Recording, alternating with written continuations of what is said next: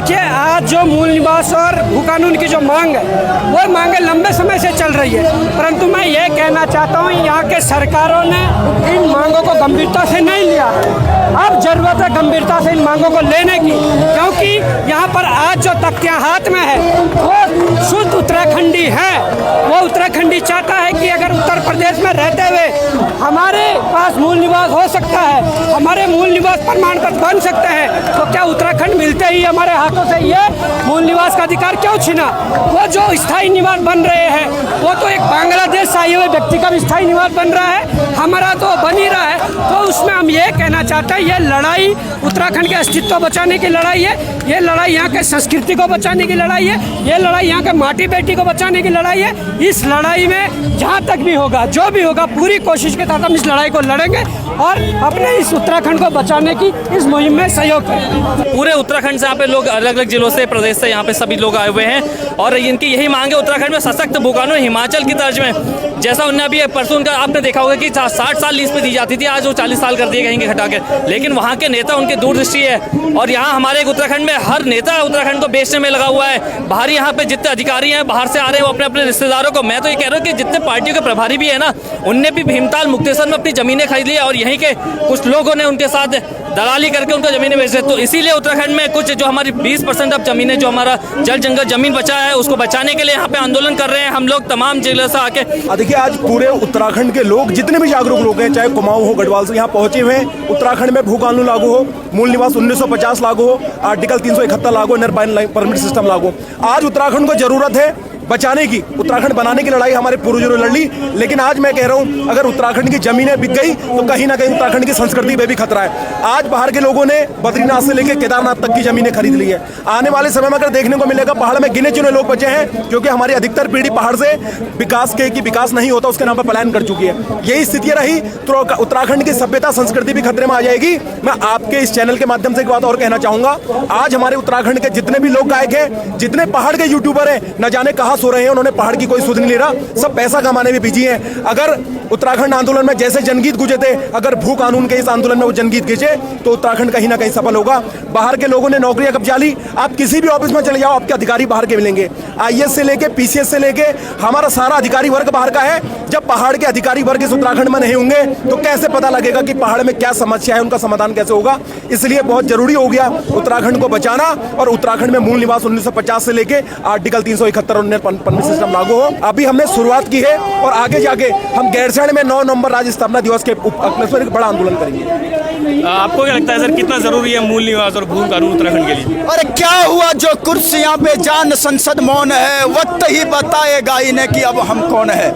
देखिए, बहुत ज्यादा जरूरी है देवभूमि उत्तराखंड के लिए। क्या हमारा गुनाह यही है कि हमने एक पहाड़ी राज्य मांगा? क्या हमारे राज्य आंदोलनकारियों का गुनाह यही है कि उन्होंने 43 शहादत दे करके हमारे इस प्यारे से उत्तराखंड को बनाया? आज हमारी जो मांग है वह है भू कानून की मांग और हिमाचल की तरफ जो हम चाहते हैं। ऐसा हम इसलिए चाहते हैं क्योंकि हमारे संस्कृति, हमारी अस्मिता को बचाने का सवाल है। अगर यहाँ पर बाहर का व्यक्ति आकर के जमीनें लेगा तो कहीं ना कहीं हमारी संस्कृति और हमारी अस्मिता खतरे में आ रही है। और मूल निवास हम इसलिए चाहते हैं कि आज पूरे देश के प्रत्येक राज्य में मूल निवास 1950 लागू है, लेकिन उत्तराखंड ही ऐसा क्यों? उत्तराखंड में जितनी भी भर्तियां आती है वहां पर मूल निवास न होने की वजह से बाहर के लोग आते हैं और वो अपना स्थायी निवास बना करके यहाँ पर तमाम भर्तियों में शामिल हो जा रहे हैं, जिससे उत्तराखंड के युवा का, उत्तराखंड के लोगों का हक मर रहा है। तो इसीलिए आज बहुत ज्यादा जरूरी उत्तराखंड के लिए मूल निवास और भू कानून है। कहाँ के हैं आप, कहाँ के रहने वाले? मैं उत्तराखंड के सीमांत जो जिला है बागेश्वर, वहाँ से भू कानून और मूल निवास की आवाज को बुलंद करने के लिए यहाँ पर अपने साथियों के साथ पहुँचा। अब हम बार बार खोने की कोशिश न करें कि पहले भी मरवाया फिर मरवाएं लोगों को, वो उससे हटें और ऐसा कोई रास्ता अपनाएं जिससे कि हम इसको प्राप्त करें। अब जैसे आप बोल रहे हैं कि बिखरा हुआ है पूरा संगठन, किसके बैनर तले पता नहीं है, क्या सुझाव क्या है, मतलब क्या हो सकता है? अभी से मैं कैसे सुझाव दूँ? तो सारे इकट्ठा होंगे, जब सारे इकट्ठा होंगे और अपने अपनी बात कहेंगे, उसका कोई निचोड़ निकलेगा तो उसको मान लेंगे। क्योंकि उत्तराखंड क्रांति दल ने नहीं कोशिश की है सारे संगठनों के साथ लाने की कोशिश? क्यों? अगर हमने नहीं करे होते तो राज्य कैसे बनता?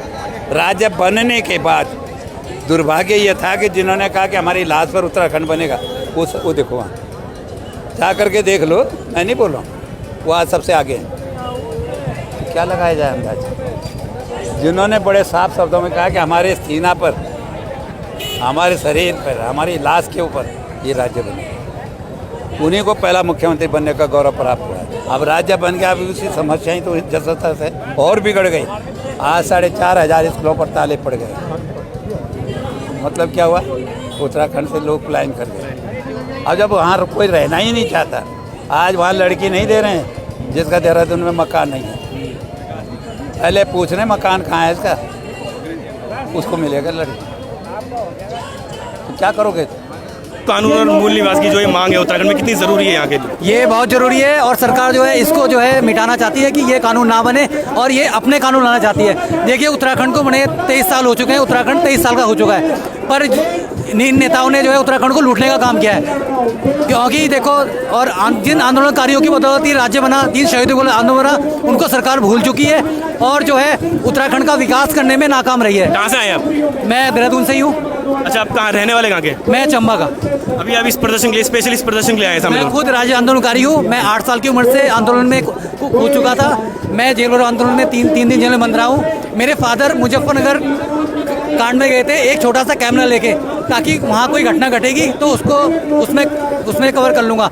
पर क्या हुआ कि अचानक ये घटना घट चुकी और मेरे फादर ने मुजफ्फरनगर जितना कवरेज था, जितनी मुजफ्फरनगर में कांड हुआ, सारी फोटो का कवरेज करके उसका एक संग्रहालय बनाया है जो राजपुर में है। हाँ जी, आप बताइए भैया कि उत्तराखंड भू कानून और मूल निवास की कितनी ज़रूरी मांग है उत्तराखंड के लिए? उत्तराखंड में भू कानून और मूल निवास की बहुत ज़्यादा अधिक आवश्यक है। वो इसलिए है क्योंकि बाहरी राज्य के लोग उत्तराखंड में आके नौकरी पा रहे हैं। क्योंकि स्थायी प्रमाण पत्र आजकल जो फर्जी बना के और हमारी जो ग्रुप सी की भर्ती है उसमें बाहरी राज्य के लोग नौकरी पा रहे हैं और जो हमारे उत्तराखंड का राज्य है कहीं ना कहीं इसका हक मारा जा रहा है। तो इसलिए हम चाहते हैं कि उत्तराखंड में भू कानून और को लागू किया जाए। कहाँ से आए आप? मैं जिला पिथौरागढ़ से आया हूँ, पर्वतीय क्षेत्र से। कौलीगराली मेरा गांव है। अगर मैं बीएससी नर्सिंग करके हुए ऐसे बेरोजगार पड़ा हूँ और नौकरी यहाँ पर नहीं मिले जा रहे। मेरे जैसे बहुत सारे ऐसे लोग हैं जो यहाँ क्वालिफाई होने के बाद भी उन्हें नौकरी नहीं मिली जा रही। बैकडोर एंट्री के माध्यम से लोगों को यहाँ पर भरा जा रहा है। उत्तराखंड राज्य के लोगों को नौकरी नहीं दी जा रही है।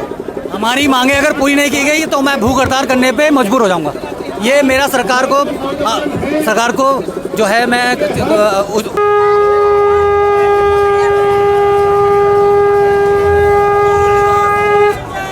लेते रहेंगे भू कानून, हम लेते रहेंगे भू कानून, हम लेते रहेंगे भू कानून। क्या कहोगे सर आप, भू कानून और मूल निवास की मांग कितनी ज़रूरी है उत्तराखंड? हमारा अधिकार था क्योंकि हमने इस उत्तराखंड को शहादत से बनाया है। भू कानून और मूल निवास हमारा अधिकार था, किंतु जिनको हमने उस समय राज्य सौंपा था वो आज दानव हो गए, दानव। और धामी जी भी सुन लें कि हमने आप पे विश्वास किया, आपको राज्य को दोबारा सौंपा, किंतु आप उन्हीं भू माफियों के साथ मिल गए हो। बद्रीनाथ के अंदर जो मास्टर प्लान के रूप में आपने वहाँ का जो संस्कृति थी और जो वहाँ का देवत्व था उसको धूमिल करने का काम आपने किया। आपने केदारनाथ के अंदर भगवान का सोना खा गए, भगवान का चांदी खा गए और अब केवल ये 4 मंदिर बचे हुए हैं और एक हमारा गुरुद्वारा साहब बचा हुआ है। अब मुझे लगता है कि आप इसको भी किसी अडानी और अंबानी को बेच करके वहाँ से भी धन कमाने का काम करोगे। कि आज हमारे पास एक तो पहले ज़मीन कम है पहाड़ के लोगों के पास में जो यहाँ की मूल निवासी है, लेकिन आज जो भाजपा की और कांग्रेस की बराबर लगातार सरकारें अदल बदल रही हैं, इनके जो आका हैं वो सारी हमारे यहाँ की ज़मीनों को खरीद करके बाहर के लोगों यहाँ बसा रहे हैं, यानी कि अपने लोगों को बसा रहे हैं और हमारे लोगों की ज़मीन वो भूमिहीन हो जा रहे हैं। वो अपने यहाँ व्यवसाय खोल रहे हैं, तो हम ज़मीन से भी हाथ धो बैठे और व्यवसाय से हाथ धो बैठे, मतलब हम कहीं के रहेंगे नहीं। इसलिए भू कानून लागू होना बहुत ज़रूरी है। बड़े बड़े जितने प्रदेश हैं जो हमारे साथ में छत्तीसगढ़ और झारखंड अलग हुआ है, उनमें भी ये व्यवस्थाएं हैं और हमारे यहाँ जो है भू कानून लागू नहीं है। एक जो है खंडूर जी के ज़माने में हुआ था 250 वर्ग गज मीटर का, वो भी इन्होंने ख़त्म कर दिया। अब जो मर्जी जितनी मर्जी यहाँ ज़मीन ले सकता है और ले रहे हैं। हमारे सीमांत प्रदेशों में जो सीमांत इलाके हैं, जनपद हैं, पिथौरागढ़ है, चमोली है, वहाँ सब लोगों ने ज़मीनें खरीद ली हैं और हमारे पास हमारे लोग पलायन कर गए हैं। ऐसा कोई उदाहरण नहीं है कि उत्तराखंड का जो कोई युवा है वो युवा किसी बाहरी प्रदेश में जाकर वहाँ बैकडोर से भर्ती हो जाए, उस प्रदेश में काम करने लगे, उस प्रदेश के सरकारी विभागों में काम करने लगे। ऐसा कोई उदाहरण नहीं है। परंतु उत्तराखंड के अंदर हजारों ऐसे उदाहरण हैं। भारी प्रदेश के इन अधिकारियों ने, भारी प्रदेश के इन ब्यूरोक्रेट्स ने बैकडोर एंट्री के माध्यम से हमारे युवाओं के रोजगार को छीना है। भारी प्रदेश के युवाओं को चतुश्रेणी और ग्रुप सी में खूब भर किया है। हमारे नौजवानों के रोजगार पर इन्होंने डाका डाला है। हम लोग जो उत्तराखंड राज्य आंदोलनकारी हैं, हमने उत्तराखंड इसलिए मांगा था कि हमको राज्य में हमारे अधिकारों को ताकत मिलेगी, हमारी जमीन बचेगी, हमारा जल बचेगा, हमारा जंगल बचेगा, हमारे बच्चों के रोजगार बचेगा, उनको उनका रोजगार का अधिकार मिलेगा। लेकिन इसके बजाय हमारे बच्चों की नौकरियां बेची जा रही हैं, हमारा जो मूल निवास है उसको अस्थायी निवास में बदल दिया गया है, हमारी ज़मीनें बिकवाली पर लगा दी गई हैं। हमको जो है कि भूमिहीन बनाने की जो षड्यंत्र सरकार कर रही थी उसके खिलाफ इस आंदोलन में हम सब लोग शिरकत कर रहे हैं और लड़ेंगे जब तक उसका फैसला नहीं होगा।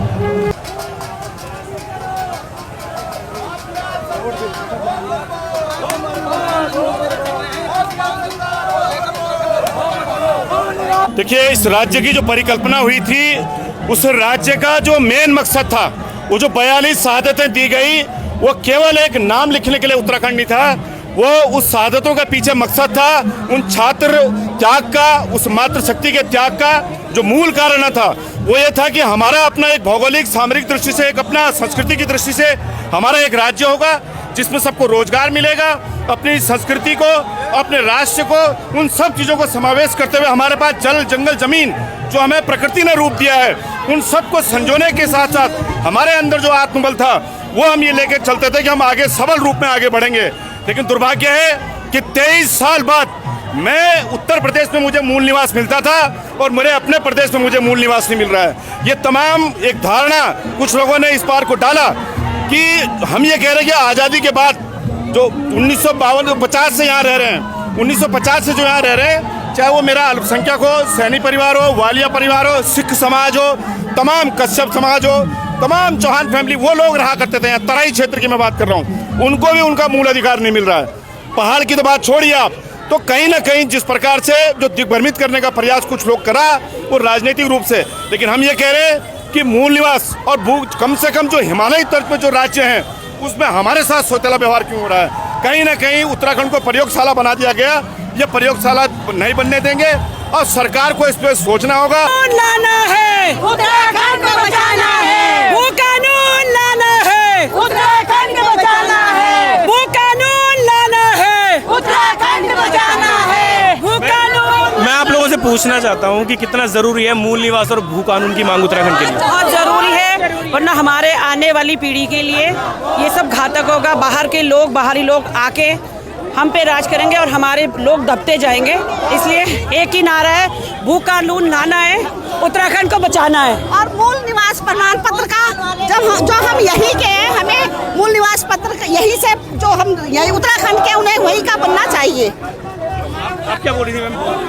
हम ये बोल रहे हैं मूल निवास और उत्तराखंड भू कानून इसलिए चाहिए कि बाहरी लोगों ने सारा हमारे पहाड़ के जमीन जंगल तक बेच दिए हैं। अब हमें मूल निवास इसलिए चाहिए कि हम 2 साल से जो रह रहे हैं वो भी ऐसा ही निवास हो रहे हैं और हम कहाँ के निवासी हो गए। जो हमने आंदोलन किया, हमने राज्य बनाया, हमारे बच्चों के लिए यहाँ कोई नौकरी नहीं है, बाहर से भी यहाँ से सब बराबर हो गए। हमें मूल निवास चाहिए। आप लोग कुछ बताइए सर, भू कानून और मूल निवास की कितनी ज़रूरी मांग है उत्तराखंड के लिए?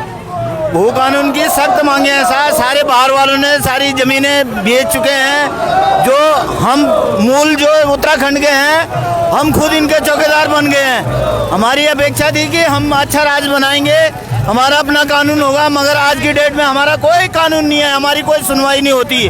बड़े बड़े भूमाफियाओं ने सारा उत्तराखंड खरीद लिया है और हम लोगों को सारे जितने भी उत्तराखंडी हैं उनमें चौकीदारियों में रखे हुए हैं। हम इस पर हमें सख्त आक्रोश है, ये सरकार जल्द से जल्द भू कानून लाए।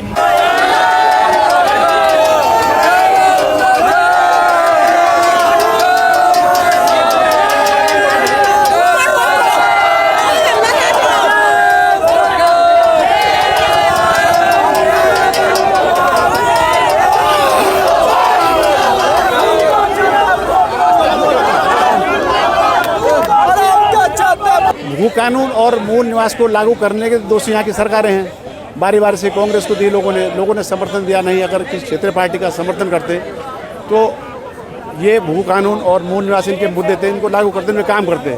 मूल निवास की जहाँ तक बात है, मूल निवास में आपको बता देना चाहता हूँ, बाकी सब लोग बता रहे हैं। मूल निवास अभी देख लीजिए, भारतीय जनता पार्टी के घोषणा पत्र में भी उनके ये है कि ये जो एनआरसी लागू करेंगे भविष्य में।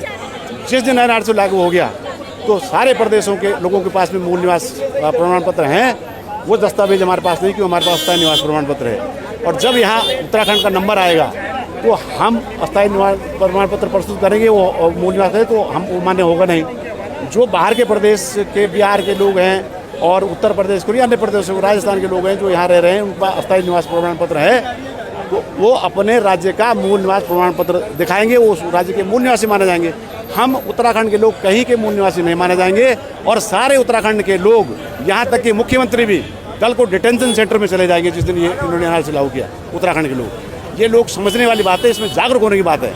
और अगर मूल निवास वाली अगर ये इन्होंने व्यवस्था लागू नहीं करी तो हमको भारत का नागरिक हम हैं या नहीं है ये निश्चित नहीं है। और सारे डिटेंशन सेंटर में होंगे, पता नहीं किस दूरी पर छोड़ देंगे हमको जाके। इसलिए मूल निवास भी जरूरी है, भू कानून भी बहुत जरूरी है। ये छोटी मोटी लड़ाई नहीं है, आज एक दिन की लड़ाई नहीं, ये बहुत बड़ी लड़ाई है।